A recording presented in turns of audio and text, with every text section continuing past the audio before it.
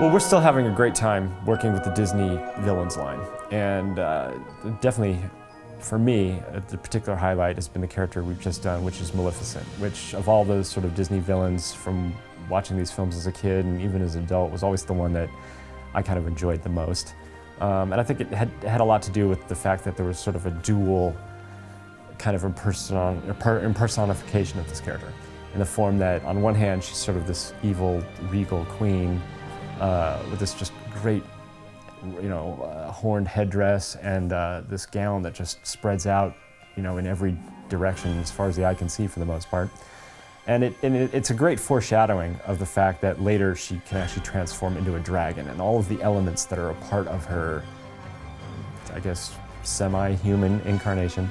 kind of foreshadow this issue. So while her headdress does have a certain medieval quality to it, it's really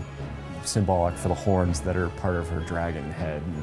and her whole gown and the way it sort of waves out really is sort of representing the dragon's wings. So we wanted to kind of capture elements of that. Certainly the costume was one of the most difficult elements to figure out, and it's still one of the things with these animated characters that we are really having to kind of stretch our imagination a little bit, because when they draw the garments, they're there for capturing the sweep and kind of the silhouette or whatnot of the character, and there's not really as much consideration for, how does this garment actually really work if it was put on a human being? So these are the interesting things that we do have to solve when we handle these animated subjects, and again, the cut and sew team goes at this with relish, because it pretty much gives them carte blanche to kind of balance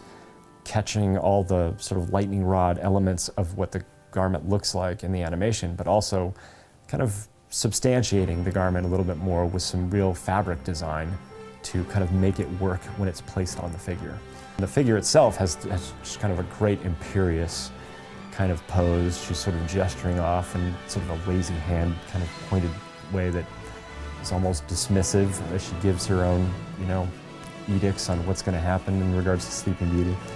And the other great thing that we were able to incorporate was, sort of this sidekick kind of character in the form of a raven, which is kind of a theme that kind of plays throughout a couple of the Disney villains, but I think really resonates the most with this character. So he's sort of perched atop her staff. The base was another great place for us to kind of bring in themes of the animation. I think this is like one of the things that is important to us when doing these Disney interpretations, because there's a lot of elements of just sort of art in the animation and even in the opening credits. So when we did the base, we wanted to bring in that aspect of that thorn motif, and so it's sort of wrapped around the waistband of the base pedestal itself.